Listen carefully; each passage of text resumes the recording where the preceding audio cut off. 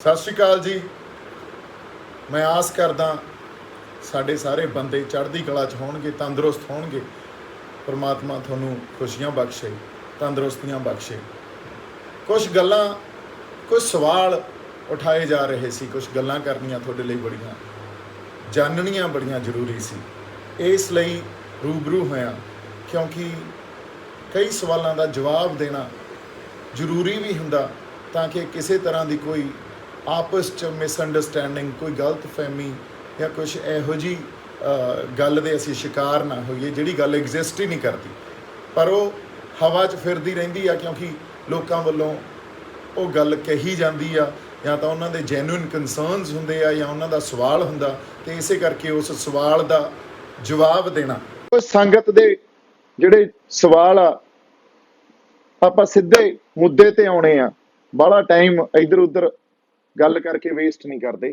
ਪਹਿਲਾ ਸਵਾਲ ਸੰਗਤ ਦਾ ਇਹ ਆ ਵੀ ਤੁਸੀਂ ਸਟੇਟਮੈਂਟ ਦਿੱਤੀ ਗਲਤ ਟਾਈਮ ਤੇ, ਮੈਂ ਗਲਤ ਜਗ੍ਹਾ ਤੇ ਸੀ।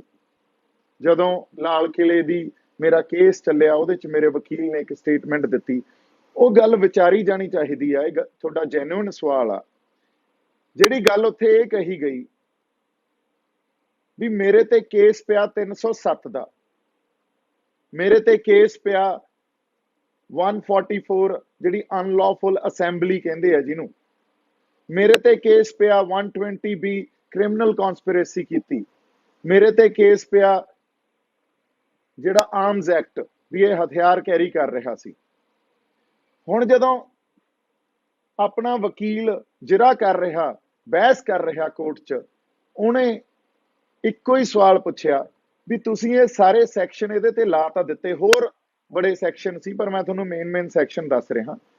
307 ਹੁੰਦਾ ਅਟੈਂਪਟ ਟੂ ਮਰਡਰ, ਤੁਸੀਂ ਇਹ ਸਾਰੇ ਸੈਕਸ਼ਨ ਇਹਦੇ ਤੇ ਲਾ ਤਾਂ ਦਿੱਤੇ, ਪਰ ਤੁਸੀਂ ਕੋਈ evidence prima facie on the face of it, ਕੋਈ ਐਵੀਡੈਂਸ ਸਾਨੂੰ ਦਿਖਾ ਸਕਦੇ ਹੋ ਵੀ ਇਹ 307 ਚ ਕਿਤੇ ਅਟੈਂਪਟ ਟੂ ਮਰਡਰ, ਕਿਸੇ ਨੂੰ ਮਾਰਨ ਵਾਸਤੇ ਇਹਨੇ ਕੋਈ ਕਦਮ ਚੱਕੇ ਹੋਣ ਜਾਂ ਉੱਥੇ ਕੋਈ ਐਕਟ ਕੀਤਾ ਹੋਵੇ, ਜਾਂ ਇਹਨੇ ਕਿਸੇ ਤਰ੍ਹਾਂ ਕੋਈ ਕਨਸਪੀਰੇਸੀ ਕੀਤੀ ਹੋਵੇ, ਜਾਂ ਇਹ ਆਰਮਜ਼ ਐਕਟ ਦੇ ਅੰਡਰ ਤੁਸੀਂ ਇਹਨੂੰ ਬੁੱਕ ਕੀਤਾ ਹੋਇਆ ਹਥਿਆਰ ਕੈਰੀ ਕਰ ਰਿਹਾ ਹੋਵੇ, ਜਾਂ ਇਹ 144 ਜਿਹੜੀ ਅਨਲੌਫੁਲ ਅਸੈਂਬਲੀ ਹੈ ਜਿਹਨੇ ਵਾਇਲੈਂਸ ਕੀਤਾ ਉਹਦਾ ਪਾਰਟ ਹੋਵੇ। ਕਿਉਂਕਿ ਉਹਨਾਂ ਨੇ ਇਹ ਸਾਰੇ ਸੈਕਸ਼ਨ ਤਾਂ ਝੂਠੇ ਹੀ ਲਾਏ ਸੀ ਨਾ, ਕੋਈ ਉਹਨਾਂ ਕੋਲੇ ਐਵੀਡੈਂਸ ਤਾਂ ਸੀ ਨਹੀਂ। ਜਦੋਂ ਇਹ ਸਵਾਲ ਕੀਤਾ ਗਿਆ ਤਾਂ ਨਾਲ ਦਲੀਲ ਇਹ ਵੀ ਦਿੱਤੀ ਗਈ, ਔਰ ਉਹਨੇ ਫਰਸਟ ਪਰਸਨ 'ਚ ਦਲੀਲ ਦਿੱਤੀ। ਜਦੋਂ ਵਕੀਲ ਕੋਈ ਜਿਰਾ ਕਰਦਾ ਤਾਂ ਇੱਕ ਨੋਮਨਕਲੇਚਰ ਹੁੰਦਾ ਅਦਾਲਤ 'ਚ, ਇੱਕ ਸਟਾਈਲ ਹੁੰਦਾ ਅਦਾਲਤ 'ਚ। ਆਪਾਂ ਹਮੇਸ਼ਾ ਅਦਾਲਤ ਨੂੰ ਆਈ ਐਡਰੈਸ ਕਰਦੇ ਹਾਂ ਵੀ ਮਾਈ Lords, please let me ask this question to myself. What wrong I have done? Was I a part of unlawful assembly? Was I part of any violence? Was I part of any criminal conspiracy? Or was I carrying any weapon? ਜਿਹੜੀਆਂ ਮੈਂ ਪੰਜਾਬੀ 'ਚ ਗੱਲਾਂ ਕਹੀਆਂ ਉਹੀ ਮੈਂ ਹੁਣ ਅੰਗਰੇਜ਼ੀ 'ਚ ਦੁਹਰਾਤੀਆਂ ਵੀ ਨਾ ਤਾਂ ਮੈਂ ਕੋਈ ਵੈਪਨ ਕੈਰੀ ਕਰ ਰਿਹਾ ਸੀ, ਨਾ ਅਨਲੌਫੁਲ ਅਸੈਂਬਲੀ ਦਾ ਪਾਰਟ ਸੀ, ਨਾ ਕੋਈ ਵਾਇਲੈਂਸ ਕੀਤੀ, ਨਾ ਹੀ ਕਿਸੇ ਨੂੰ ਮਾਰਨ ਨੂੰ ਪਏ ਆ। ਫਿਰ ਇਹਨਾਂ ਸਾਰੇ ਸੈਕਸ਼ਨਸ ਦੇ ਥੱਲੇ ਇਹਨੂੰ ਕਿਉਂ ਟਰਾਈ ਕੀਤਾ ਜਾ ਰਿਹਾ? ਤੁਹਾਡੇ ਕੋਲੇ ਕੋਈ ਐਵੀਡੈਂਸ ਹੈ? ਕੁਝ ਹੈ ਤਾਂ ਦਿਖਾਓ। ਔਰ ਇਹ ਐਸਟੈਬਲਿਸ਼ ਗੱਲ ਆ ਵੀ ਪੁਲਿਸ ਕੁਝ ਨਹੀਂ ਦਿਖਾ ਸਕੀ ਕਿਉਂਕਿ ਸਾਰੀ ਗੱਲ ਹੀ ਝੂਠ ਸੀ। ਫਿਰ ਵਕੀਲ ਨੇ ਦਲੀਲ ਦਿੱਤੀ ਵੀ ਤੁਸੀਂ ਦੀਪ ਸਿੱਧੂ ਨੂੰ, ਉਹਨੇ ਮਾਰੀ ਤਾਂ ਚਪੇੜ ਆ, ਤੇ ਉਹਨੂੰ ਤੁਸੀਂ ਟਰਾਈ ਕਰ ਰਹੇ ਹੋ ਮਰਡਰ ਲਈ। ਜੇ ਤੁਸੀਂ ਸਜ਼ਾ ਦੇਣੀ ਆ ਤਾਂ ਚਪੇੜ ਦੀ ਦਿਓ ਉਹਨੂੰ, ਵੀ ਉਹਨੇ ਕਿਸੇ ਨੂੰ ਚਪੇੜ ਮਾਰੀ ਪਰ ਉਹਨੂੰ ਤੁਸੀਂ ਉਹਦੇ ਤੇ ਸੈਕਸ਼ਨ ਲਾਏ ਹੋਏ ਆ ਵੀ ਨਹੀਂ ਇਹਨੇ ਤਾਂ ਕਿਸੇ ਦੀ ਮਰਡਰ ਕਰਤਾ। ਸੋ ਇਸ ਕਰਕੇ ਉਹਦੀ ਗਲਤੀ ਇਹ ਹੋ ਸਕਦੀ ਆ ਵੀ ਉਹ ਰੋਂਗ ਟਾਈਮ ਰੋਂਗ ਜਗ੍ਹਾ ਤੇ ਸੀ। ਇਹ ਇੱਕ ਦਲੀਲ ਸੀ। ਇਹਨੂੰ ਹੁਣ ਤੁਸੀਂ ਟੋਟੈਲਿਟੀ 'ਚ ਜਦੋਂ ਤੁਸੀਂ ਸਾਰੀ ਗੱਲ ਨੂੰ ਵਾਚੋਗੇ ਤਾਂ ਤੁਹਾਡੇ ਸਮਝ ਆ ਜੂ। ਔਰ ਜਦੋਂ ਸਟੇਟ ਜਾਂ ਸਰਕਾਰ ਸਾਡੇ ਖਿਲਾਫ ਮੁਕੱਦਮੇ ਦਰਜ ਕਰਦੀ ਆ ਤੇ ਆਪਾਂ ਕੋਰਟ 'ਚ ਜਾ ਕੇ ਆਪਦੇ ਆਪ ਨੂੰ ਡਿਫੈਂਡ ਕਰਨਾ, ਇਹਦਾ ਮਤਲਬ ਹੀ ਇਹ ਹੁੰਦਾ ਵੀ ਆਪਾਂ ਆਪਦੇ ਆਪ ਨੂੰ ਬੇਗੁਨਾਹ ਜਾਂ ਇਨੋਸੈਂਟ ਪ੍ਰੂਵ ਕਰਨਾ।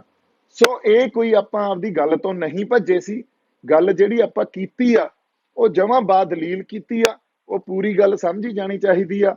ਉਦੋਂ ਬਾਅਦ ਇਹ ਗੱਲ ਸਾਰੀ ਸੰਗਤ ਦੇ, ਸਾਡੇ ਲੋਕਾਂ ਦੇ ਸਮਝ ਆ ਜਾਊਗੀ।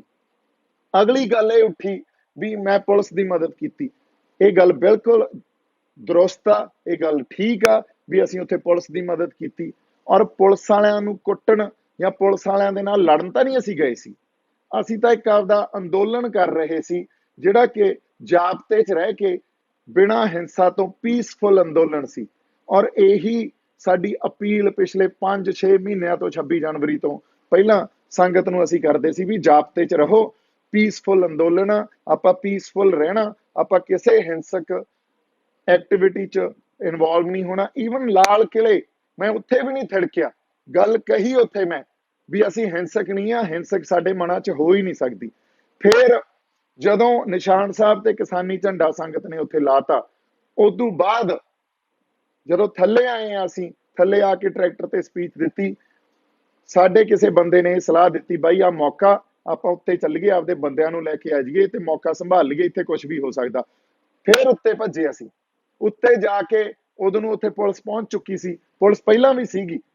ਪੁਲਿਸ ਵਾਲਿਆਂ ਨੇ ਸਾਨੂੰ ਰਿਕੁਐਸਟ ਕੀਤੀ ਵੀ ਤੁਸੀਂ ਹੁਣ ਜਿਹੜੇ ਤੁਹਾਡੇ ਸਿੰਬੋਲਿਕਲੀ ਤੁਸੀਂ ਕਿਸਾਨੀ ਝੰਡਾ ਨਿਸ਼ਾਨ ਸਾਹਿਬ ਲਾਉਣੇ ਸੀ ਉਹ ਲਾਤੇ, ਹੁਣ ਤੁਸੀਂ ਪਲੀਜ਼ ਇੱਥੋਂ ਥੱਲੇ ਚਲੇ ਜਾਓ। ਇਸ ਗੱਲ ਤੇ ਅਸੀਂ ਉਹਨਾਂ ਨੂੰ ਕਿਹਾ ਕੋਈ ਗੱਲ ਨਹੀਂ ਜੀ, ਅਸੀਂ ਤੁਹਾਡੇ ਲਈ ਤਾਂ ਜਾਂ ਤੁਹਾਡੇ ਨਾਲ ਜਿੱਦਣੀਆਂ ਲੜਨ ਤਾਂ ਆਏ ਹੀ ਨਹੀਂ, ਅਸੀਂ ਥੱਲੇ ਚਲੇ ਜਾਂਦੇ ਹਾਂ। ਲੋਕਾਂ ਦੀ ਉੱਥੇ ਮਿੰਨਤਾਂ ਕਰ ਕਰ ਉਹਨਾਂ ਨੂੰ ਥੱਲੇ ਲੈ ਕੇ ਆਏ ਆ। ਸੋ ਜੇ ਪੁਲਿਸ ਵੀ ਸਾਡੇ ਹੀ ਪਰਿਵਾਰਾਂ ਚੋਂ ਆ, ਸਾਡੇ ਹੀ ਪਰਿਵਾਰਾਂ ਦੇ ਬੰਦੇ ਉਹ ਪੁਲਿਸ ਵਾਲੇ ਬਣੇ ਹੋਏ ਆ। ਅਸੀਂ ਪਹਿਲਾਂ ਬੜੀਆਂ ਗਲਤੀਆਂ ਕੀਤੀਆਂ ਵੀ ਆਪਸ 'ਚ ਹੀ ਲੜਦੇ ਰਹੇ। ਸਾਡਾ ਕੌਨਫਲਿਕਟ ਪੁਲਿਸ ਨਾਲ ਨਹੀਂ ਸੀ, ਸਾਡਾ ਪੁਲਿਸ ਦੇ ਨਾਲ ਇਨਫੈਕਟ ਬੜਾ ਵਧੀਆ ਰਿਲੇਸ਼ਨ ਸੀ। ਸਿੰਘੂ ਬਾਰਡਰ ਤੇ ਜਦੋਂ ਅਸੀਂ ਰਾਤ ਨੂੰ ਉਹਨਾਂ ਨਾਲ ਗੱਲਾਂ ਕਰਨ ਜਾਂਦੇ ਹੁੰਦੇ ਸੀ, ਉਹ ਕਹਿੰਦੇ ਸੀ ਯਾਰ ਅਸੀਂ ਤਾਂ ਆਪ ਤੁਹਾਡੇ ਨਾਲ ਆ, ਅਸੀਂ ਤਾਂ ਆਪ ਕਿਸਾਨ ਪਰਿਵਾਰ ਚੋਂ ਆ, ਅਸੀਂ ਤਾਂ ਆਪ ਇਸ ਅੰਦੋਲਨ ਦੀ ਹਮਾਇਤ ਕਰਦੇ ਆ। ਸਾਡਾ ਕੌਨਫਲਿਕਟ ਸੀ ਜਿਹੜਾ ਉਹ ਸਰਕਾਰ ਨਾਲ ਸੀ, ਤੇ ਜਿਹੜਾ ਇੱਕ ਚੰਗਾ ਜ਼ਿੰਮੇਵਾਰ ਬੰਦਾ ਉਹ ਇਸ ਗੱਲ ਨੂੰ ਬਾਖੂਬੀ ਸਮਝੂਗਾ। ਇਸੇ ਕਰਕੇ ਕਿਹਾ ਗਿਆ ਵੀ ਉੱਥੇ ਪੀਸਫੁਲ ਐਟਮੋਸਫੇਅਰ ਮੇਨਟੇਨ ਕਰਕੇ ਕਰਨ ਖਾਤਰ ਪੁਲਿਸ ਦੀ ਮਦਦ ਕੀਤੀ, ਨਾ ਕਿ ਕਿਸੇ ਹਿੰਸਕ ਐਕਟੀਵਿਟੀ 'ਚ ਪਾਰਟ ਲਿਆ। ਔਰ ਇਹ ਤਾਂ ਗੱਲਾਂ ਸਾਰੀਆਂ ਵੀਡੀਓ ਤੇ ਪਈਆਂ, ਇਹ ਗੱਲਾਂ ਮੇਰੇ ਕਹਿਣ ਤੇ ਨਾ ਜਾਓ, ਇਹ ਤਾਂ ਸਾਰੀਆਂ ਤੱਥ ਦੇ ਨਾਲ ਵੀਡੀਓ 'ਚ ਪਈਆਂ। ਉਹ ਪਲੀਜ਼ ਵੀਡੀਓ ਦੇਖੋ, ਨਹੀਂ ਤਾਂ ਮੈਨੂੰ ਦੱਸ ਦਿਓ, ਮੈਂ ਭੇਜ ਦੂੰਗਾ। ਅਗਲੀ ਗੱਲ ਇਹ ਕਹੀ ਗਈ ਵੀ ਦੀਪ ਸਿੱਧੂ ਨੇ ਲੀਗਲ ਜਿਹੜੀਆਂ ਪ੍ਰੋਸੀਡਿੰਗਸ 'ਚ ਇਹ ਗੱਲ ਕਹੀ ਆ ਵੀ ਮੈਂ ਭੀੜ ਦਾ ਪਾਰਟ ਨਹੀਂ ਸੀ। ਜਦੋਂ ਸੰਗਤ ਆ ਜਿਹੜੀ ਉਹ ਝੰਡਾ ਚੜਾ ਰਹੀ ਆ, ਉਹਨੂੰ ਸੰਗਤ ਕਹਿ ਰਿਹਾ, ਬਿਲਕੁਲ ਗੱਲ ਸਹੀ ਆ। ਝੰਡਾ ਚੜਾਉਣਾ ਕਿਸੇ ਜੁਰਮ ਦੇ ਅਧੀਨ ਜਾਂ ਕਿਸੇ ਕਾਨੂੰਨ ਦੇ ਅਧੀਨ ਜੁਰਮ ਨਹੀਂ ਆ, ਇਹ ਗੱਲ ਅਦਾਲਤ ਨੇ ਵੀ ਮੰਨੀ ਆ। ਜੇ ਸਾਡੇ ਇੱਥੇ ਡਾਇਵਰਸਿਟੀ ਆ, ਉੱਥੇ ਤਾਂ ਕਿਸਾਨੀ ਦਾ ਝੰਡਾ ਵੀ ਲੱਗਿਆ, ਉਹਦੀਆਂ ਗੱਲਾਂ ਨਹੀਂ ਹੋਈਆਂ, ਉੱਥੇ ਨਿਸ਼ਾਨ ਸਾਹਿਬ ਲੱਗਿਆ, ਉਹਨੂੰ ਰਿਲੀਜੀਅਸ ਫਲੈਗ ਬਣਾ ਦਿੱਤਾ ਗਿਆ। ਇਹਦੇ ਤੇ ਵੀ ਆਪਾਂ ਗੱਲ ਕਰਾਂਗੇ ਅੱਜ ਦੇ ਲਾਈਵ 'ਚ। ਪਰ ਉਦੋਂ ਤੱਕ ਉੱਥੇ ਕੋਈ ਹਿੰਸਾ ਨਹੀਂ, ਬੜਾ ਚੜ੍ਹਦੀ ਕਲਾ ਦਾ ਮਾਹੌਲ। ਸਰਕਾਰ ਨੂੰ ਅਸੀਂ ਸਿੰਬੋਲਿਕਲੀ ਇਹ ਗੱਲ ਦੱਸ ਰਹੇ ਹਾਂ ਵੀ ਦੇਖੋ, ਸਾਡੀ ਜਿਹੜੀ ਜੈਨੂਇਨ ਇਮੋਸ਼ਨਸ ਆ, ਸਾਡੇ ਜਿਹੜੇ ਜਜ਼ਬਾਤ ਆ, ਉਹਨਾਂ ਨੂੰ ਤੁਸੀਂ ਇਗਨੋਰ ਨਾ ਕਰੋ, ਇਹਦੇ ਤੇ ਤੁਸੀਂ ਗੌਰ ਕਰੋ, ਇਹਨਾਂ ਬਿੱਲਾਂ ਨੂੰ, ਇਹਨਾਂ ਕਾਨੂੰਨਾਂ ਨੂੰ ਤੁਸੀਂ ਰਿਪੀਲ ਕਰੋ, ਇਹਨਾਂ ਨੂੰ ਰੱਦ ਕਰੋ। ਹਿੰਸਾ ਹੋਈ ਉਹ ਮਾੜੀ ਗੱਲ ਸੀ, ਜਿਨ੍ਹਾਂ ਨੇ ਹਿੰਸਾ ਕੀਤੀ ਉਹ ਭੀੜ ਹੀ ਕਹੂੰਗਾ ਮੈਂ ਉਹਨਾਂ ਨੂੰ, ਕਿਉਂਕਿ ਅਸੀਂ ਉੱਥੇ ਪੁਲਿਸ ਵਾਲਿਆਂ ਨਾਲ ਲੜਨ ਜਾਂ ਉਹਨਾਂ ਨੂੰ ਮਾਰਨ ਕੁੱਟਣ ਨਹੀਂ ਗਏ ਸੀ। ਉਸੇ ਗੱਲ ਤੇ ਸਾਨੂੰ ਬਦਨਾਮ ਕੀਤਾ ਗਿਆ, ਉਸੇ ਗੱਲ ਨੂੰ ਫੜ ਕੇ ਤੁਸੀਂ ਦੇਖੋ, ਨੈਸ਼ਨਲ ਮੀਡੀਆ ਹੋਵੇ, ਚਾਹੇ ਪੋਲੀਟੀਕਲ ਕਲਾਸ ਹੋਵੇ, ਚਾਹੇ ਸਾਡੇ ਆਪਦੇ ਬੰਦੇ ਹੋਣ, ਉਹਨਾਂ ਨੇ ਉਸੇ ਗੱਲ ਨੂੰ ਫੜ ਕੇ ਸਾਡੇ ਤੇ ਤੌਹਮਤਾਂ ਲਾਈਆਂ। ਅੰਦੋਲਨ ਨੂੰ ਜਿਸ ਤਰ੍ਹਾਂ ਬਿਆਨ ਕੀਤਾ ਵੀ ਅੰਦੋਲਨ ਤਾਂ ਖਤਮ ਹੋ ਗਿਆ, ਇਹਨੂੰ ਤਾਂ ਢਾਹ ਲਾਤੀ, ਇਹ ਉਸੇ ਵਜ੍ਹਾ ਕਾਰਨ ਹੋਇਆ। ਜੇ ਕਿਤੇ ਉੱਥੇ ਨਾ ਕੁੱਟਮਾਰ ਹੁੰਦੀ, ਹਿੰਸਾ ਹੁੰਦੀ, ਫਿਰ ਇਹਦੀ ਜਿਹੜੀ ਸਾਰੀ ਢਾਂਚਾ ਹੋਣਾ ਸੀ, ਇਹਦਾ ਮੌਲਿਕ ਰੂਪ ਹੋਣਾ ਸੀ, ਉਹ ਵੱਖਰਾ ਹੋਣਾ ਸੀ। ਇਹ ਸਾਨੂੰ ਪਤਾ, ਇਹ ਸਿਆਣੇ ਬੰਦੇ ਗੱਲ ਸਮਝਦੇ ਆ। ਅਗਲੀ ਗੱਲ, ਝੰਡਾ ਚੜਾਉਣ ਵੇਲੇ ਮੇਰਾ ਉਹਦੇ 'ਚ ਕੋਈ ਹੱਥ ਹੋਣਾ ਜਾਂ ਨਾ ਹੋਣਾ, ਮੈਂ ਇੱਕ ਗੱਲ ਹੋਰ ਕਲੀਅਰ ਕਰਦਾ ਸਾਰਿਆਂ ਨੂੰ। ਮੈਂ ਉੱਥੇ 2 ਵਜੇ ਪਹੁੰਚਿਆ, ਮੇਰੇ ਪਹੁੰਚਣ ਤੋਂ ਪਹਿਲਾਂ ਹਜ਼ਾਰਾਂ ਬੰਦੇ, ਟਰੈਕਟਰ, ਗੱਡੀਆਂ, ਸਕੂਟਰ, ਮੋਟਰਸਾਈਕਲ ਉੱਥੇ ਪਹੁੰਚੇ ਹੋਏ ਸੀ। ਜਦੋਂ ਮੈਂ ਉੱਤੇ, ਮੈਂ ਤਾਂ ਭੱਜ ਕੇ ਨਾਲ ਰਲਿਆ, ਅੰਦਰ ਵਾਲਾ ਗੇਟ ਵੀ ਪਹਿਲਾਂ ਟੁੱਟ ਚੁੱਕਾ ਸੀ। ਔਰ ਜਦੋਂ ਮੈਂ ਉੱਤੇ ਗਿਆ, ਉਦੋਂ ਪਹਿਲਾਂ ਸਾਡੇ ਬੰਦੇ ਉਸ ਪੋਲ ਤੇ ਚੜ ਰਹੇ ਸੀ। ਇੱਕ ਬੰਦਾ ਪਹਿਲਾਂ ਚੜਿਆ, ਉਹ ਜਿਹੜਾ ਕੋਸ਼ਿਸ਼ ਕਰ ਰਿਹਾ ਸੀ ਉਹ ਤੋਂ ਚੜਿਆ ਨਹੀਂ ਗਿਆ, ਮੁੜ ਕੇ ਦੂਜਾ ਚੜਿਆ। ਇਹਦਾ ਮਤਲਬ ਇਹ ਸਾਰੀ ਜਿਹੜੀ ਪਲੈਨਿੰਗ, ਜਾਂ ਪੁਲਿਸ ਕਹਿ ਰਹੀ ਆ ਵੀ ਇਹ ਪ੍ਰੀ ਪਲਾਨਡ ਸੀ, ਇਹ ਵੀ ਗੱਲ ਇਹਨਾਂ ਨੂੰ ਦੱਸ ਦਈਏ, ਇਹ ਗੱਲ ਐਸਟੈਬਲਿਸ਼ ਹੋ ਚੁੱਕੀ ਆ, ਹੁਣ ਤਾਂ ਕੋਰਟ 'ਚ ਵੀ ਐਸਟੈਬਲਿਸ਼ ਹੋ ਚੁੱਕੀ ਆ ਵੀ ਕੋਈ ਇਹੋ ਜਿਹੀ ਪ੍ਰੀ ਪਲਾਨ ਗੱਲ ਹੈ ਨਹੀਂ ਸੀ। ਐਵੀਡੈਂਸ ਦੇ ਆਧਾਰ ਤੇ, ਤੱਥਾਂ ਤੇ ਪ੍ਰੂਫ ਦੇ ਆਧਾਰ ਤੇ ਇਹ ਗੱਲ ਐਸਟੈਬਲਿਸ਼ ਹੋ ਚੁੱਕੀ ਆ। ਇਹ ਤਾਂ ਉੱਥੇ ਜਾ ਕੇ ਜਿਹੜਾ ਇੱਕ ਸੰਗਤ ਦਾ ਰੋਹ ਸੀ ਜਾਂ ਇੱਕ ਸੈਂਸ ਆਫ ਹਿਸਟਰੀ ਉਹਨਾਂ 'ਚ ਪ੍ਰਵੇਲ ਕੀਤੀ, ਕਿਉਂ ਕੀਤੀ ਆਪਾਂ ਇਹਦੀ ਵੀ ਗੱਲ ਕਰਾਂਗੇ। ਉਸ ਕਰਕੇ ਇਹ ਸਾਰਾ ਵਰਤਾਰਾ ਜਿਹੜਾ ਉੱਥੇ ਵਾਪਰਿਆ, ਤੇ ਉਸ ਵਰਤਾਰੇ ਤੇ ਕੁਝ ਜ਼ਿੰਮੇਵਾਰ ਬੰਦਿਆਂ ਨੂੰ ਹੋਣਾ ਚਾਹੀਦਾ ਸੀ, ਜਿਹੜੇ ਉੱਥੇ ਮੌਕਾ ਸੰਭਾਲਦੇ, ਸਾਡੇ ਲੋਕਾਂ ਨੂੰ ਸੰਭਾਲਦੇ। ਇਸੇ ਰਿਸਪੌਂਸਿਬਿਲਿਟੀ ਕਰਕੇ ਮੈਂ ਉੱਥੇ ਗਿਆ। ਇਹ ਮੈਨੂੰ ਵੀ ਪਤਾ ਸੀ ਵੀ ਕੱਲ ਨੂੰ ਸਿੱਧਾ ਸਰਕਾਰ ਦੇ ਨਿਸ਼ਾਨੇ ਤੇ ਆਵਾਂਗੇ, ਔਰ ਆਏ ਵੀ। ਪਰ ਇਸ ਗੱਲ ਨੂੰ ਸਮਝਦੇ ਹੋਏ ਵੀ ਮੈਂ ਉੱਥੇ ਗਿਆ, ਔਰ ਇਹ ਵੀ ਗੱਲ ਪਤਾ ਸੀ ਵੀ ਇੱਥੇ ਕੁਝ ਵੀ ਵਾਪਰ ਸਕਦਾ। ਇੱਥੇ ਹੋ ਸਕਦਾ ਵੀ ਪੁਲਿਸ ਜਾਂ ਜਿਹੜੀਆਂ ਸਰਕਾਰਾਂ ਉਹਨਾਂ ਨੂੰ ਹੁਕਮ ਦੇ ਦੇਣ ਕਿਸੇ ਵੀ ਹੱਦ ਤੱਕ ਜਾਣ ਦਾ।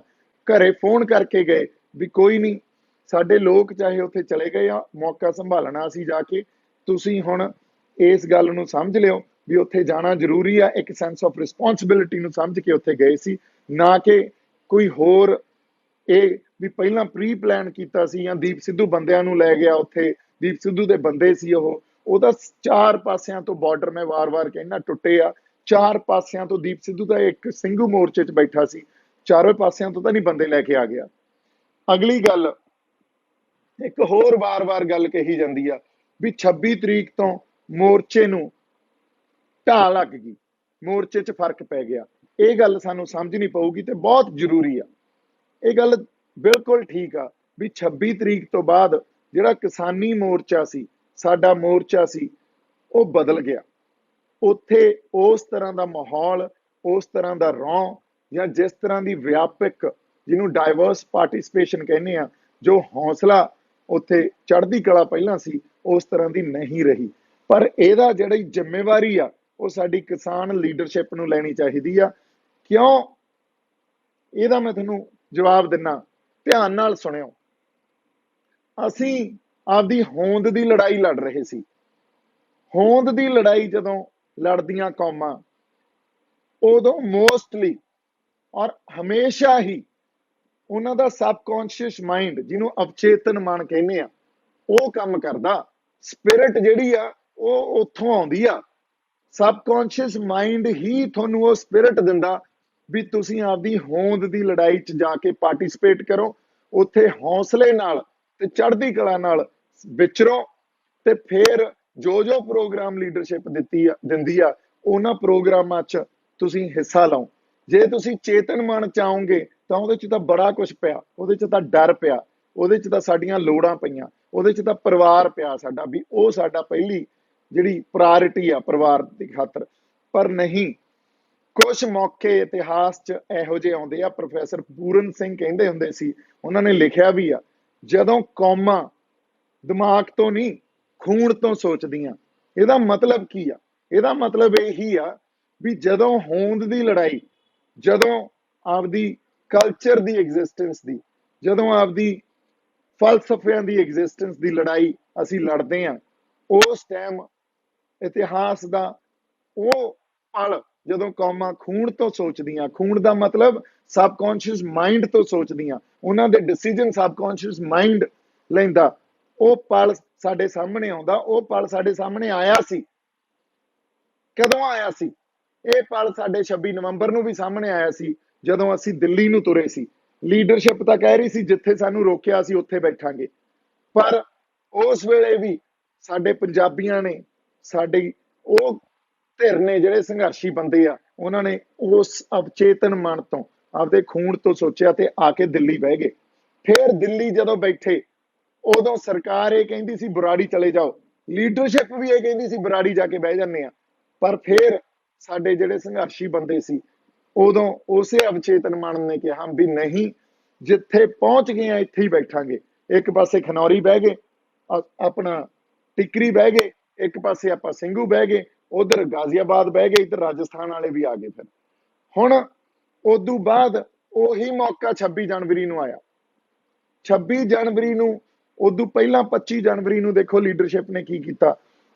3 ਦਿਨ ਪਹਿਲਾਂ ਪੁਲਿਸ ਨਾਲ ਸਹਿਮਤੀ ਕਰ ਲਈ ਲੋਕਾਂ ਦੀਆਂ ਭਾਵਨਾਵਾਂ ਦੇ ਉਲਟ ਜਾ ਕੇ। ਪਰ 25 ਸ਼ਾਮ ਤਰੀਕ ਤੱਕ ਉਹਨਾਂ ਨੇ ਇਹ ਡਿਕਲੇਅਰ ਹੀ ਨਹੀਂ ਕੀਤਾ ਵੀ ਕਿਹੜਾ ਰੂਟ ਆ, ਔਰ ਜਿਹੜਾ ਰੂਟ ਦਿੱਤਾ ਉਹ ਤਾਂ ਦਿੱਲੀ ਦੀ ਨਿਆਈਆਂ 'ਚ ਜਾ ਕੇ ਵਾਪਸ ਆਉਣ ਵਾਲੀ ਗੱਲ ਸੀ। ਜਿਵੇਂ ਪਿੰਡ ਦੀ ਨਿਆਈ ਹੁੰਦੀ ਆ, ਉੱਥੋਂ ਤੱਕ ਜਾ ਆਏ, ਪਿੰਡ ਵੜੇ ਨਹੀਂ, ਪਰ ਕਹਿ ਕੇ ਕੀ ਬੁਲਾਇਆ ਵੀ ਦਿੱਲੀ ਜਾਣਾ।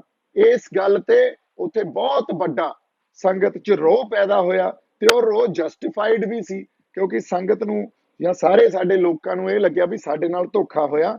ਉੱਥੇ ਲੀਡਰਸ਼ਿਪ ਨੂੰ ਖੜਨਾ ਚਾਹੀਦਾ ਸੀ। 25 ਦੀ ਸ਼ਾਮ ਜਦੋਂ ਲੀਡਰਸ਼ਿਪ ਉੱਥੋਂ ਭੱਜੀ ਆ ਸਟੇਜ ਤੋਂ, ਫਿਰ ਇਹਨਾਂ ਨੇ ਕਿਸ ਤਰ੍ਹਾਂ ਦੀਆਂ ਤੋਹਮਤਾਂ ਲਾਈਆਂ ਉਹਨਾਂ ਬੰਦਿਆਂ ਤੇ ਜਿਨ੍ਹਾਂ ਨੂੰ ਕਹਿ ਕੇ ਬੁਲਾਇਆ ਗਿਆ ਸਟੇਜ ਤੇ ਵੀ ਜਾਓ ਹੈਂਡਲ ਕਰੋ, ਜਾਓ ਹੈਂਡਲ ਕਰੋ। ਬਾਬਾ ਰਾਜਾ ਰਾਜ ਸਿੰਘ ਜੀ ਤਰਨਾ ਦਲ ਵਾਲੇ ਆਪਣੇ ਜਿਉਂਦੇ ਜਾਗਦੇ ਆ, ਅੰਮ੍ਰਿਤਧਾਰੀ ਆ।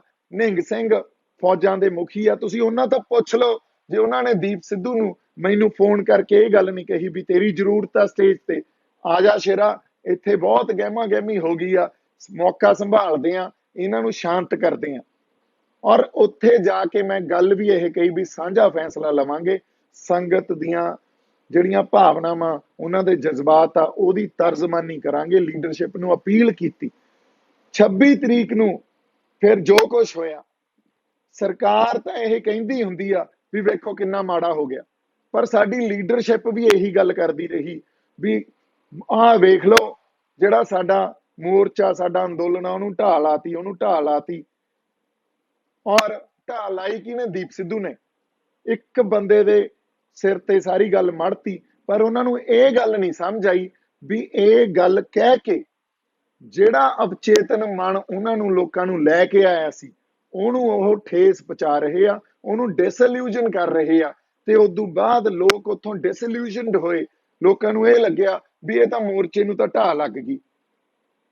ਤੁਸੀਂ ਠੀਕ ਆ, ਮੇਰੇ ਗੱਲ ਸਿਰ ਤੇ ਮੜ ਦੋ, ਪਰ ਤੁਸੀਂ ਇਹ ਤਾਂ ਕਹੋ ਯਾਰ ਸਾਡੇ ਲੋਕ ਕਿੱਥੋਂ ਤੱਕ ਜਾ ਕੇ ਕੀ ਪ੍ਰਾਪਤੀ ਕਰਕੇ ਆਏ ਆ। ਸਾਡੇ ਲੋਕ ਕੁਝ ਵੀ ਕਰ ਸਕਦੇ ਆ। ਸਰਕਾਰ ਨੂੰ ਚਾਹੀਦਾ ਹੁਣ ਵੀ ਇਹ ਗੱਲ ਤੇ ਗੌਰ ਕਰੇ, ਮੰਨ ਜੇ ਬਿੱਲ ਰੱਦ ਕਰਨ ਵਾਸਤੇ, ਕਾਨੂੰਨ ਰੱਦ ਕਰਨ ਵਾਸਤੇ, ਪਰ ਇਹ ਗੱਲ ਕਿਸੇ ਨੇ ਨਹੀਂ ਕੀਤੀ। ਚੜ੍ਹਦੀ ਕਲਾ ਵਾਲੀ ਗੱਲ ਨਹੀਂ ਕੀਤੀ, ਉਲਟਾ ਇਹ ਕਿਹਾ ਗਿਆ ਵੀ ਮੋਰਚੇ ਨੂੰ ਤਾਂ ਢਾਹ ਲੱਗ ਗਈ ਆ ਤੇ ਆਹ ਬੰਦੇ ਗਦਾਰ ਆ ਤੇ ਇਹਨਾਂ ਗਦਾਰਾਂ ਨੂੰ ਸਰਟੀਫਿਕੇਟ ਅਸੀਂ ਵੰਡਤੇ ਆ।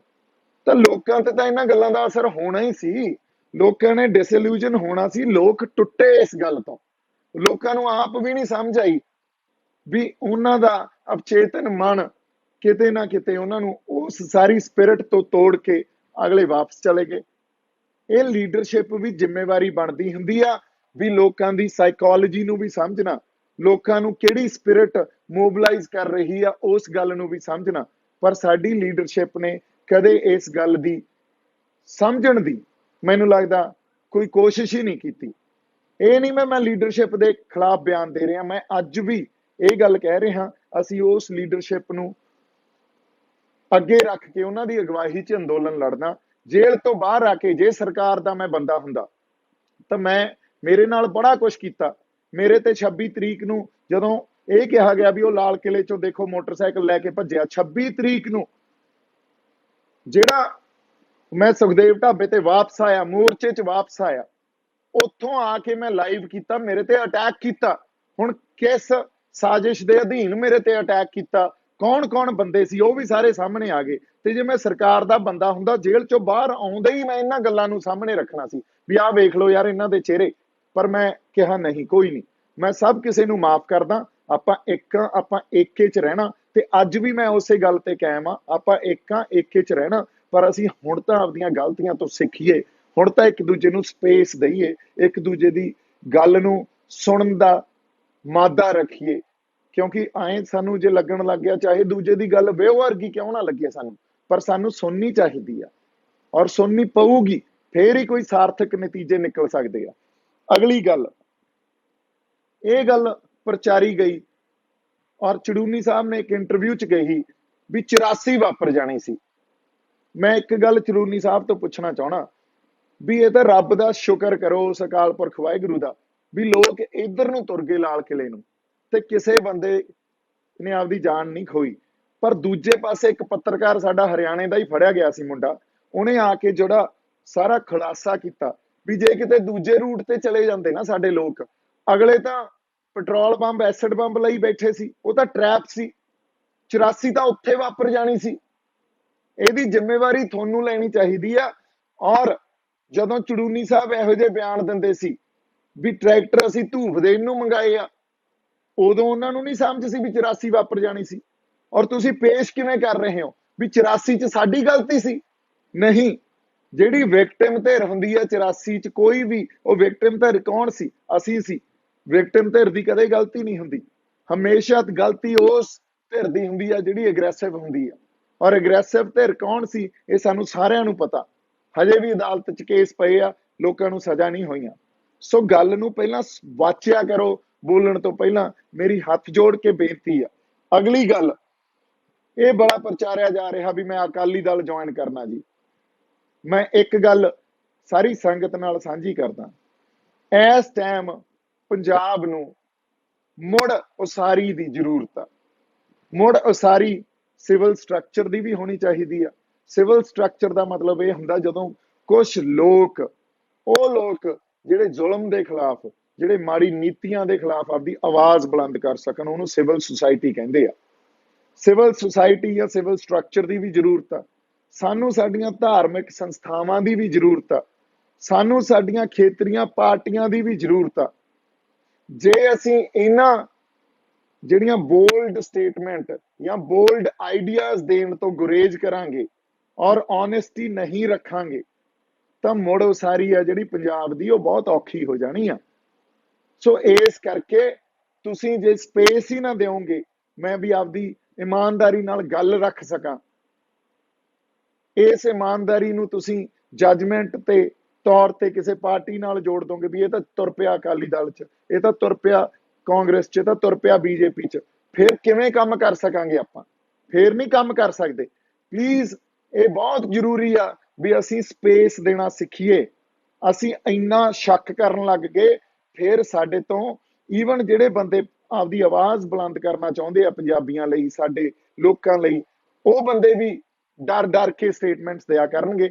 ਤੇ ਮੈਂ ਕਦੇ ਇਸ ਜਿਹੜੇ ਪੂਰੇ ਮਾਹੌਲ 'ਚ ਵੀ ਡਰ ਕੇ ਸਟੇਟਮੈਂਟ ਦੇਣਾ, ਉਹਦਾ ਕੀ ਮਤਲਬ ਨਿਕਲਦਾ, ਮੈਂ ਕਦੇ ਇਹੋ ਜਿਹਾ ਕੋਈ ਦਸਤੂਰ ਜਿਹੜਾ ਉਹ ਕਦੇ ਫੋਲੋ ਹੀ ਨਹੀਂ ਕੀਤਾ। ਮੇਰੇ ਤੋਂ ਹੁੰਦਾ ਹੀ ਨਹੀਂ। ਮੇਰੇ ਜੋ ਅੰਦਰ ਅਸਲ ਗੱਲ ਹੁੰਦੀ ਆ, ਜੋ ਪਈ ਹੁੰਦੀ ਆ, ਉਹ ਗੱਲ ਮੈਂ ਕਹਿ ਦਿੰਦਾ। ਤੁਸੀਂ ਇਹ ਦੇਖੋ, ਮੈਂ ਦਰਬਾਰ ਸਾਹਿਬ ਮੱਥਾ ਟੇਕਣ ਗਿਆ, ਉੱਥੇ ਉਹਨਾਂ ਨੂੰ ਮੈਂ ਜਾਣਦਾ ਤੱਕ ਨਹੀਂ ਸੀ, ਉਹਨਾਂ ਦਾ ਨਾਂ ਨਹੀਂ ਜਾਣਦਾ ਸੀ। ਉਹਨਾਂ ਲਈ ਆਪਾਂ ਉਹਨਾਂ ਦੇ ਘਰੇ ਜਾਏ। ਕਿਉਂ ਜਾਏ? ਕਿਉਂਕਿ ਮੇਰਾ ਇੱਕ ਦੋਸਤ ਆ ਸਰਬਜੀਤ, ਉਹ ਕਹਿੰਦਾ ਜੀ ਇਹ ਉਹੀ ਬੰਦੇ ਆ ਜਿਨ੍ਹਾਂ ਦੀ ਇਲੈਕਸ਼ਨ 'ਚ ਇੱਕ ਵਾਰੀ ਤੁਸੀਂ ਆਡੀਓ ਬਣਾ ਕੇ ਭੇਜੀ ਸੀ ਵੀ ਇਹਨਾਂ ਨੂੰ ਵੋਟ ਪੈਣੀ ਚਾਹੀਦੀ ਆ। ਬਹੁਤ ਪਹਿਲਾਂ ਦੀ ਗੱਲ ਆ, ਪੰਜਾਬ ਦੇ ਐਮਐਲਏ ਇਲੈਕਸ਼ਨ ਦੀ ਗੱਲ ਕਰ ਰਿਹਾ ਮੈਂ।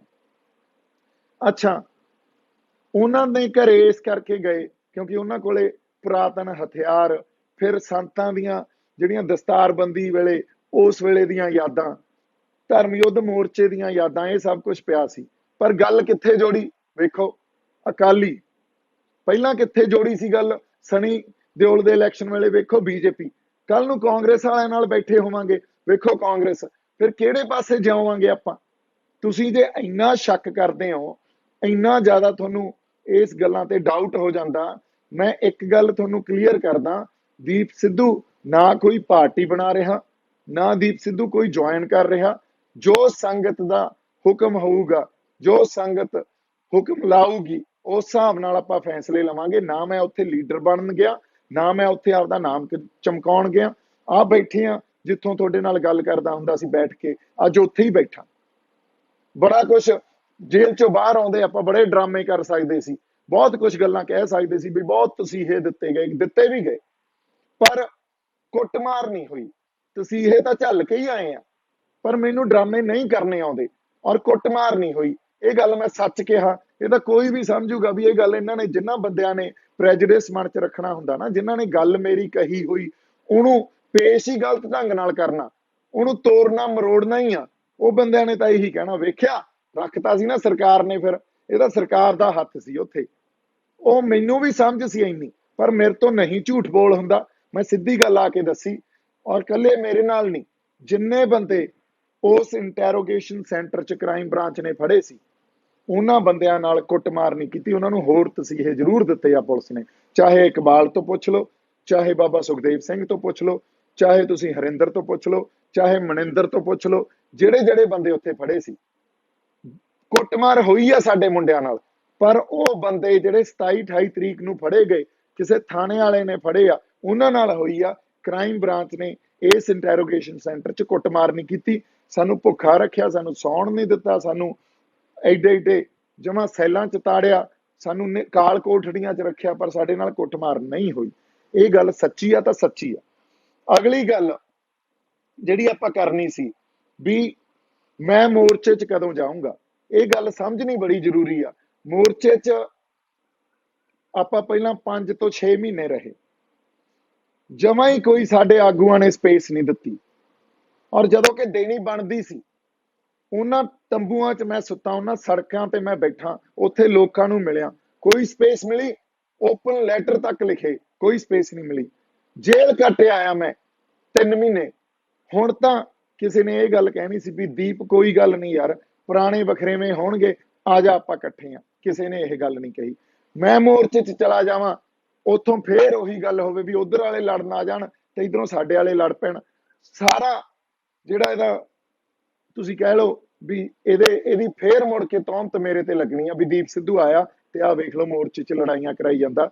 ਇਹ ਕਿਸ ਗੱਲ ਦੀ ਗਾਰੰਟੀ ਆ ਵੀ ਉੱਥੇ ਬੜਾ ਪੀਸਫੁਲ ਰਹੂਗਾ? ਮੋਰਚਾ 26 ਤੋਂ ਬਾਅਦ ਬਦਲ ਚੁੱਕਿਆ, ਉੱਥੇ ਲੋਕ ਦੁਸ਼ਮਣੀਆਂ ਪਾਲੀ ਬੈਠੇ ਆ, ਉੱਥੇ ਮਾਈਂਡ ਪ੍ਰੈਜੁਡਿਸ ਕਰੀ ਬੈਠੇ ਆ।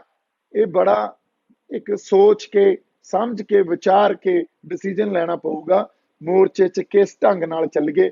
ਅਗਲੀ ਗੱਲ ਵੀ ਮੈਂ ਬਹੁਤ ਵੱਡਾ ਇਕੱਠ ਕਰਕੇ ਉਧਰ ਨੂੰ ਤੁਰ ਜਾ, ਲੋਕ ਤਾਂ ਕੋਵਿਡ ਨਾਲ ਮਰੀ ਜਾਂਦੇ ਆ ਤੇ ਮੈਂ ਆਪਦਾ ਸ਼ਕਤੀ ਪ੍ਰਦਰਸ਼ਨ ਕਰਨ ਵਾਸਤੇ ਇਕੱਠ ਕਰਕੇ ਉਧਰ ਨੂੰ ਤੁਰ ਜਾ ਜਾਂ ਪੰਜਾਬ 'ਚ ਇਕੱਠ ਕਰ ਲਾਂ ਆ ਕੇ, ਇਹਦਾ ਤਾਂ ਕੋਈ ਮਤਲਬ ਨਹੀਂ ਬਣਦਾ ਨਾ। ਉਲਟਾ ਸਾਨੂੰ ਇੱਕ ਹੱਥ ਨਾਲ ਜਿਹੜਾ ਸਾਡਾ ਮੋਰਚਾ ਉਹ ਕਾਇਮ ਰੱਖਣਾ ਚਾਹੀਦਾ, ਦੂਜੇ ਹੱਥ ਨਾਲ ਸਾਨੂੰ ਜਿਹੜੀ ਮਹਾਮਾਰੀ ਆ ਉਹਦੇ ਨਾਲ ਲੜਨਾ ਚਾਹੀਦਾ। ਜੇ ਅਸੀਂ ਹਜੇ ਵੀ ਮੈਚਿਓਰ ਨਹੀਂ ਹੋਵਾਂਗੇ, ਹਜੇ ਵੀ ਜੇ ਅਸੀਂ ਨਹੀਂ ਸਿੱਖਾਂਗੇ, ਫਿਰ ਮੈਨੂੰ ਨਹੀਂ ਲੱਗਦਾ ਵੀ ਕੋਈ ਹਾਲਾਤ ਜਾਂ ਕੋਈ ਮੌਕੇ ਸਿਖਾ ਸਕਣਗੇ। ਐਡਾ ਵੱਡਾ ਇਤਿਹਾਸਕ ਅੰਦੋਲਨ, ਐਡੇ ਵੱਡੇ ਇਤਿਹਾਸਕ ਪਲ, ਕੁਝ ਪਲ ਅਸੀਂ ਇਹੋ ਜਿਹੇ ਮਾਣੇ ਜਿਹੜੇ ਸ਼ਬਦਾਂ 'ਚ ਬਿਆਨ ਨਹੀਂ ਕੀਤੇ ਜਾ ਸਕਦੇ, ਸਿਰਫ ਮਾਣੇ ਜਾ ਸਕਦੇ ਆ, ਤੇ ਹਜੇ ਵੀ ਨਹੀਂ ਸਿੱਖ ਰਹੇ ਅਸੀਂ। ਸੋ ਇਹ ਗੱਲ ਸਾਡੇ ਲਈ ਸੋਚਣੀ ਤੇ ਵਾਚਣੀ ਬੜੀ ਜ਼ਰੂਰੀ ਆ। ਅਗਲੀ ਗੱਲ ਵੀ ਇਹ ਉੱਥੇ ਇੱਕ ਰਿਲੀਜੀਅਸ ਫਲੈਗ ਚੜਾਤਾ ਜੀ, ਇਹ ਗੱਲ ਵੀ ਮੈਂ ਤੁਹਾਡੇ ਨਾਲ ਸਾਂਝੀ ਕਰਦਾ। ਜਿਹੜਾ ਨਿਸ਼ਾਨ ਸਾਹਿਬ ਆ ਨਾ, ਉਹ ਪੰਜਾਬ ਦੇ ਲੋਕਾਂ ਦੇ ਇਮੋਸ਼ਨਸ ਨੂੰ ਅਰਾਊਜ਼ ਕਰਦਾ, ਕਲਚਰਲ ਇਮੋਸ਼ਨਸ ਨੂੰ ਵੀ ਅਰਾਊਜ਼ ਕਰਦਾ, ਪੰਜਾਬ ਦੇ ਲੋਕਾਂ ਦੇ ਜਜ਼ਬਾਤਾਂ ਨੂੰ ਰਿਪਰੈਜ਼ੈਂਟ ਕਰਦਾ, ਚਾਹੇ ਉਹ ਕਲਚਰਲ ਹੋਣ ਚਾਹੇ ਰਿਲੀਜੀਅਸ ਹੋਣ। ਲੋਕ ਆਪਦੇ ਸਿੰਬਲਸ ਦੇ ਨਾਲ ਲੜਦੇ ਹੁੰਦੇ ਆ, ਉਨ ਸਿੰਬਲਸ ਦੇ ਅਧੀਨ ਹੀ ਲੋਕ ਅੰਦੋਲਨ ਕਰਦੇ ਹੁੰਦੇ ਆ। ਇਸੇ ਕਰਕੇ ਸਾਡੇ ਤੰਬੂਆਂ ਤੇ, ਸਾਡੇ ਟਰੈਕਟਰਾਂ ਤੇ, ਸਾਡੇ ਤੁਸੀਂ ਉੱਥੇ ਦੇਖ ਲਓ ਈਵਨ ਕਾਰਾਂ ਤੇ, ਜੀਪਾਂ ਤੇ ਨਿਸ਼ਾਨ ਸਾਹਿਬ ਲੱਗੇ ਹੁੰਦੇ ਸੀ, ਕਿਸਾਨੀ ਝੰਡੇ ਲੱਗੇ ਹੁੰਦੇ ਸੀ, ਜਾਂ ਤਿਰੰਗੇ ਲੱਗੇ ਹੁੰਦੇ ਸੀ। ਹਰਿਆਣੇ ਵਾਲੇ ਤਿਰੰਗੇ ਲੈ ਕੇ ਆ ਜਾਂਦੇ, ਉਹਨਾਂ ਕੋਲੇ ਤਾਂ ਕੋਈ ਕਲਚਰਲ ਆਪਦਾ ਸਿੰਬਲ ਹੈ ਨਹੀਂ। ਸਾਡੇ ਕੋਲੇ ਆਪਦਾ ਕਲਚਰਲ ਤੇ ਰਿਲੀਜੀਅਸ ਸਿੰਬਲ ਨਿਸ਼ਾਨ ਸਾਹਿਬ ਹੀ ਆ ਨਾ। ਸੋ ਨਿਸ਼ਾਨ ਸਾਹਿਬ ਨੂੰ ਜਾਂ ਪੰਜਾਬ ਦੇ ਰਿਲੀਜਨ ਨੂੰ ਕਲਚਰ ਤੋਂ ਤੁਸੀਂ ਵੱਖ ਕਰ ਹੀ ਨਹੀਂ ਸਕਦੇ। ਇਹ ਇੰਨਾ ਇੰਟਰਮਿੰਗਲ ਆ, ਇਹਨੂੰ ਕੱਲਾ ਰਿਲੀਜੀਅਸ ਫਲੈਗ ਕਹਿ ਦੇਣਾ ਇਹਦਾ ਬਹੁਤ ਵੱਡੀ ਤੁਹਾਡੀ ਬੇਵਕੂਫੀ ਆ। ਪੰਜਾਬ ਦਾ ਕਲਚਰ, ਮੈਨੂੰ ਇੱਕ ਗੱਲ ਦੱਸੋ, ਨਿਸ਼ਾਨ ਸਾਹਿਬ ਤੋਂ ਬਿਨਾ ਕਲਪਿਆ ਜਾ ਸਕਦਾ? ਕੋਈ ਕਹਿ ਸਕਦਾ ਵੀ ਪੰਜਾਬ ਦਾ ਕਲਚਰ ਨਿਸ਼ਾਨ ਸਾਹਿਬ ਤੋਂ ਬਿਨਾ ਕਲਪਿਆ ਜਾਂਦਾ? ਇੱਕ ਵਾਰੀ ਰਾਜੇਵਾਲ ਸਾਹਿਬ ਨੇ ਸਟੇਟਮੈਂਟ ਦਿੱਤੀ ਸੀ ਵੀ ਨਿਸ਼ਾਨ ਸਾਹਿਬ ਨਾ ਲਾਓ, ਉਹਨਾਂ ਨੂੰ ਉਹ ਸਟੇਟਮੈਂਟ ਵਾਪਸ ਲੈਣੀ ਪੈ ਗਈ ਸੀ, ਮਾਫੀ ਮੰਗਣੀ ਪੈ ਗਈ ਸੀ। ਕਿਉਂ? ਕਿਉਂਕਿ ਸਾਡੀ ਜ਼ਿੰਦਗੀ ਦੀ ਜਿਹੜੀ ਕਹਿ ਲਓ ਫਲਸਫੇ ਆ, ਸਾਡੀ ਜ਼ਿੰਦਗੀ ਦਾ ਰੌਂ ਆ ਪੰਜਾਬੀਆਂ ਦਾ, ਸਾਡਾ ਕਲਚਰ ਆ, ਸਾਡਾ ਰਿਲੀਜਨ ਆ, ਉਹ ਰਿਪਰੈਜ਼ੈਂਟ ਹੀ ਨਿਸ਼ਾਨ ਸਾਹਿਬ ਕਰਦਾ। ਸੋ ਇਹਨੂੰ ਕੱਲਾ ਰਿਲੀਜੀਅਸ ਫਲੈਗ ਕਹਿ ਦੇਣਾ ਇਹ ਸਾਡੀ ਬੇਵਕੂਫੀ ਆ। ਫਿਰ ਅਸੀਂ ਦਿੱਲੀ ਨੂੰ ਜਦੋਂ ਤੁਰੇ ਉਦੋਂ ਕਿਉਂ ਨਿਸ਼ਾਨ ਸਾਹਿਬ ਲੈ ਕੇ ਤੁਰੇ? ਫਿਰ ਸਾਡੇ ਤੰਬੂਆਂ ਤੇ ਨਿਸ਼ਾਨ ਸਾਹਿਬ ਕਿਉਂ ਹੁੰਦਾ ਸੀ? ਸਾਡੇ ਟਰੈਕਟਰਾਂ ਤੇ ਕਿਉਂ ਹੁੰਦਾ ਸੀ? ਸੋ ਯਾਰ ਤੁਸੀਂ ਹੁਣ ਸਾਡੇ ਨਿਸ਼ਾਨ ਸਾਹਿਬ ਤੋਂ ਮੁਨਕਰ ਹੋ ਜਾਓਗੇ? ਇਦੋਂ ਵੱਡੀ ਸਾਡੇ ਲਈ ਮੇਰੇ ਖਿਆਲ 'ਚ ਆਪਦੇ ਆਪ ਨੂੰ ਇਹ ਕਹਿਣਾ ਵੀ ਅਸੀਂ ਕਲਚਰਲੀ ਰਿਪਰੈਜ਼ੈਂਟ ਨਹੀਂ ਕਰ ਸਕਦੇ, ਇਹ ਤਾਂ ਉਹ ਗੱਲ ਹੋ ਜਾਂਦੀ ਆ। ਇਦੋਂ ਵੱਡੀ ਹੋਰ ਅਸੀਂ ਆਪਦੇ ਆਪ ਨੂੰ ਕੀ ਗਾਲ ਕੱਢ ਸਕਦੇ ਹਾਂ? ਸੋ ਆਪਦੀ ਜਿਹੜੀ ਇਸ ਐਡਾ ਵੱਡਾ ਨੈਰੇਟਿਵ ਸਰਕਾਰ ਨੇ ਤਾਂ ਸਿਰਜਣਾ ਹੀ ਸੀ, ਪਰ ਸਾਡੇ ਬੰਦਿਆਂ ਨੇ ਵੀ ਸਿਰਜਿਆ ਵੀ ਨਿਸ਼ਾਨ ਸਾਹਿਬ ਦੀ ਕੀ ਲੋੜ ਸੀ? ਨਹੀਂ, ਉੱਥੇ ਰਿਲੀਜਨ ਦੇ ਤੌਰ ਤੇ ਨਿਸ਼ਾਨ ਸਾਹਿਬ ਨਹੀਂ ਲਾਇਆ ਸੀ, ਉੱਥੇ ਨਿਸ਼ਾਨ ਸਾਹਿਬ ਉਸ ਕਲਚਰ ਦਾ ਪ੍ਰਤੀਕ ਸੀ ਜਿਹਨੂੰ ਉਹ ਰਿਪਰੈਜ਼ੈਂਟ ਕਰਦਾ।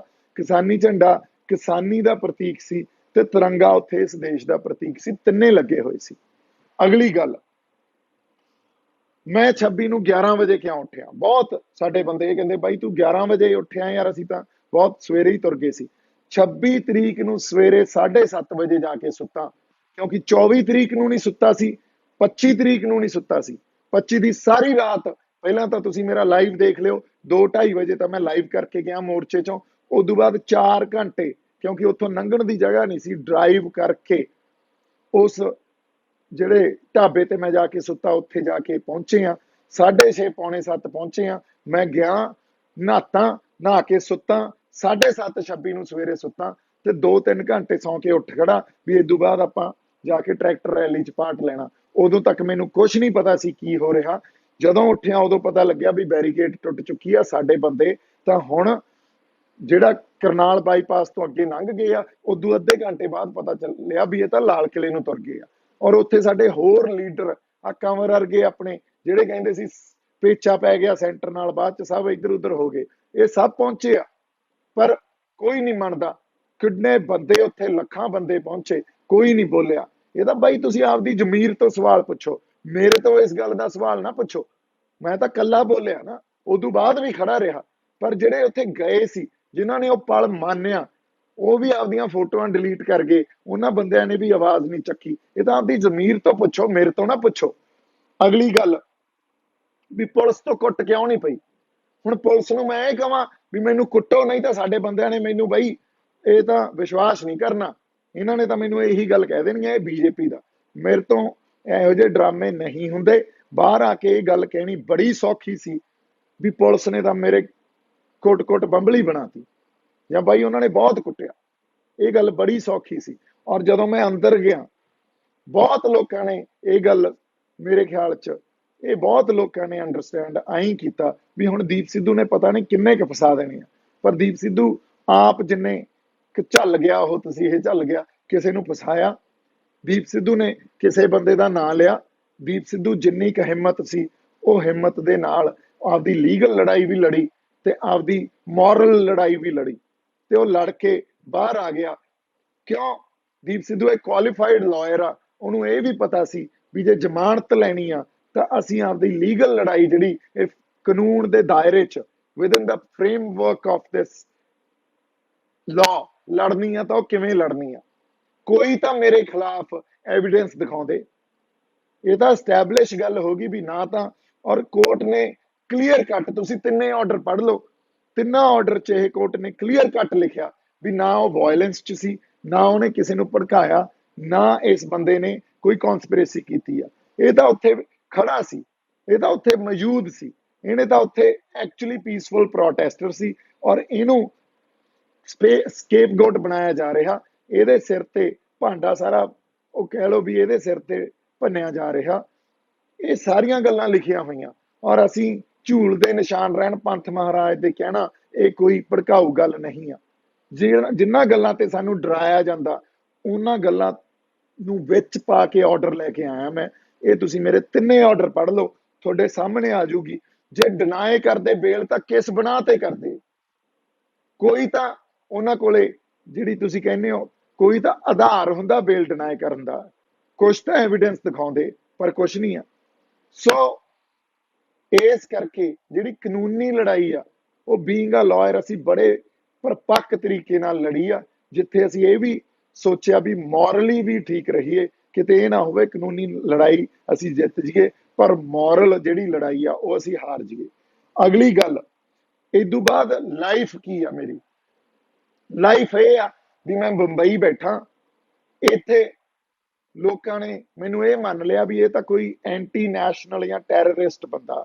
ਮੇਰੇ ਫੋਨ ਨਹੀਂ ਚੱਕਦੇ, ਮੇਰੀ ਫਿਲਮ ਦੀ ਡੀਲ ਕੈਂਸਲ ਕਰਤੀ। ਜਿਹੜੇ ਬੰਦਿਆਂ ਨੂੰ, ਜਿਹੜੇ ਆਪਾਂ ਤੁਸੀਂ ਕਹਿ ਲਓ ਉਹ ਜ਼ੀ ਦੇ ਬਿਹਾਫ ਤੇ ਉਹਨਾਂ ਨੇ ਖਰੀਦੀ ਸੀ, ਜ਼ੀ ਜਿਹੜਾ ਪੰਜਾਬੀ ਚੈਨਲ ਆ, ਜੋਰਾ ਦਾ ਸੈਕੰਡ ਚੈਪਟਰ, ਉਹਨਾਂ ਨੇ ਉਹ ਵੀ ਕੈਂਸਲ ਕਰਤੀ। ਜਿਹੜਾ ਹੋਰ ਕੋਈ 1-2 ਫਿਲਮਾਂ ਦੀਆਂ ਡੀਲਾਂ ਸੀ ਉਹ ਵੀ ਕੈਂਸਲ ਹੋ ਗਈਆਂ। ਦੀਪ ਸਿੱਧੂ ਨੇ ਕਿਸੇ ਤੋਂ ਦੁਆਨੀ ਨਹੀਂ ਲਈ। ਦੀਪ ਸਿੱਧੂ ਕਾਨੂੰਨੀ ਲੜਾਈ 'ਚ ਵੀ ਆਪਦੇ 1-2 ਭਰਾਵਾਂ ਦੇ ਨਾਲ ਰਲ ਰੁਲ ਕੇ ਪੈਸੇ ਇਕੱਠੇ ਕਰਕੇ ਆਪਾਂ ਜਿਵੇਂ ਕਿ ਕੁਝ ਕਰਿਆ ਆਏ ਆ। ਅੱਜ ਮੇਰੇ ਕੋਲੇ ਤੁਸੀਂ ਮਟੀਰੀਅਲਿਸਟਿਕਲੀ ਜਾਂ ਤੁਸੀਂ ਇਹ ਗੱਲ ਕਹਿ ਦਿਓ ਵੀ ਆਹ ਮੈਂ ਗੱਲ ਖੱਟ ਲਈ, ਸਿਰਫ ਖੱਟਿਆ ਤਾਂ ਤੁਹਾਡਾ ਪਿਆਰ ਖੱਟਿਆ, ਤੁਹਾਡੀਆਂ ਅਰਦਾਸਾਂ ਖੱਟੀਆਂ, ਇਦੋਂ ਜ਼ਿਆਦਾ ਹੋਰ ਮੇਰੇ ਕੋਲੇ ਨਿੱਜ ਜੇ ਮੈਂ ਕੁਝ ਖੱਟਿਆ ਤਾਂ ਕੁਝ ਨਹੀਂ ਖੱਟਿਆ। ਇੱਥੇ ਬੰਬੇ ਜਾਂ ਮੁੰਬਈ 'ਚ ਮੈਂ ਕੱਲਾ ਹੋ ਗਿਆ, ਜਿਹੜੇ ਪੁਰਾਣੇ ਰਿਸ਼ਤੇ ਸੀ ਉਹ ਖਤਮ ਹੋ ਗਏ ਆ, ਮੈਨੂੰ ਇੱਕ ਨਵੀਂ ਜ਼ਿੰਦਗੀ ਸ਼ੁਰੂ ਕਰਨੀ ਪਊਗੀ, ਇੱਕ ਨਵੀਂ ਸਟਰਗਲ ਲੜਨੀ ਪਊਗੀ। ਅੱਜ ਮੇਰੇ ਕੋਲੇ ਫਿਲਮਾਂ ਦੇ ਆਧਾਰ ਤੇ ਕੋਈ ਕੰਮ ਨਹੀਂ ਆ, ਪਰ ਕੋਈ ਨਹੀਂ, ਫਿਲਮਾਂ ਵੀ ਬਣਾਵਾਂਗੇ, ਬੜੀ ਛੇਤੀ ਅਨਾਉਂਸ ਕਰਾਂਗੇ। ਔਰ ਈਵਨ ਤੁਸੀਂ ਇਹ ਕਹਿ ਲਓ ਵੀ ਬਾਕੀ ਜੇ ਕੋਈ ਮੈਂ ਕੰਮ ਕਰਦਾ ਸੀ ਮਾੜਾ ਮੋਟਾ ਆਪਦੀ ਲੀਗਲ ਪ੍ਰੈਕਟਿਸ ਦਾ, ਉਹ ਵੀ ਸਭ ਬੰਦ ਆ। ਸੋ ਅੱਜ ਦੀ ਡੇਟ 'ਚ ਇੱਕ ਨਵੀਂ ਜ਼ਿੰਦਗੀ ਮੈਨੂੰ ਸ਼ੁਰੂ ਕਰਨੀ ਪੈਣੀ ਆ। This is my achievement. ਕਿਉਂ ਕੀਤਾ ਮੈਂ ਇਹ? ਮੈਨੂੰ ਇਹਦਾ ਕੋਈ ਪਛਤਾਵਾ ਨਹੀਂ ਆ, ਕਿਉਂਕਿ ਮੈਂ ਆਪਦੇ ਲੋਕਾਂ ਨਾਲ ਇਸ਼ਕ ਕਰਦਾ, ਮੈਂ ਆਪਦੀ ਮਿੱਟੀ ਨਾਲ ਇਸ਼ਕ ਕਰਦਾ।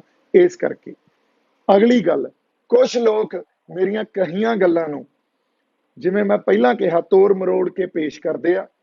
ਉਹਨਾਂ ਦੇ ਮਨ 'ਚ ਤਾਂ ਇਹ ਪ੍ਰੈਜੁਡਿਸ ਆ, ਉਹਨਾਂ ਦੇ ਮਨ 'ਚ ਤਾਂ ਇਹ ਗੱਲ ਹੀ ਐ ਪਈ ਆ ਵੀ ਉਹਨਾਂ ਨੇ ਗੱਲ ਕਹੀ ਹੋਈ ਕਿਸੇ ਉਲਟ ਢੰਗ 'ਚ ਹੀ ਲੈਣੀ ਆ ਤੇ ਪੇਸ਼ ਕਰਨੀ ਆ। ਬਈ ਉਹਨਾਂ ਨੂੰ ਸਫਾਈਆਂ ਨਹੀਂ ਦਿੱਤੀਆਂ ਜਾ ਸਕਦੀਆਂ। ਹੁਣ ਮੈਂ ਵਾਰ-ਵਾਰ ਆ ਕੇ ਸਫਾਈਆਂ ਨਹੀਂ ਦੇ ਸਕਦਾ। ਜੇ ਤੁਸੀਂ ਮੈਨੂੰ ਆਪਦਾ ਮੰਨਦੇ ਹੋ ਤਾਂ ਠੀਕ ਆ, ਜੇ ਨਹੀਂ ਵੀ ਮੰਨਦੇ ਤਾਂ ਵੀ ਠੀਕ ਆ, ਸਿਰ ਮੱਥੇ ਤੁਹਾਡਾ, ਸੰਗਤ ਦਾ ਹੁਕਮ ਸਿਰ ਮੱਥੇ। ਮੇਰੇ ਵੱਲੋਂ ਤਾਂ ਹਮੇਸ਼ਾ ਹੀ ਬਹੁਤ ਸਾਰਾ ਪਿਆਰ ਤੇ ਸਤਿਕਾਰ। ਸੰਘਰਸ਼ ਲਈ ਮੈਂ ਇਹ ਕਹੂੰਗਾ ਵੀ ਏਕਾ ਰੱਖ ਕੇ ਚੱਲੋ, ਇਕੱਠੇ ਹੋ ਕੇ ਚੱਲੋ, ਬੜਾ ਕੁਝ ਕੀਤਾ ਜਾ ਸਕਦਾ, ਹਜੇ ਵੀ ਮੌਕਾ। ਤੇ ਬਾਕੀ ਤੁਸੀਂ ਆਪ ਸਿਆਣੇ ਹੋ, ਇੰਨੀਆਂ ਕਿ ਗੱਲਾਂ ਤੁਹਾਡੇ ਨਾਲ ਕਰਨੀਆਂ ਸੀ। ਜਿਉਂਦੇ ਵਸਦੇ ਰਹੋ, ਪਰਮਾਤਮਾ ਤੰਦਰੁਸਤੀਆਂ ਬਖਸ਼ੇ, ਚੜ੍ਹਦੀ ਕਲਾ 'ਚ ਰੱਖੇ। ਸਤਿ ਸ੍ਰੀ ਅਕਾਲ ਜੀ।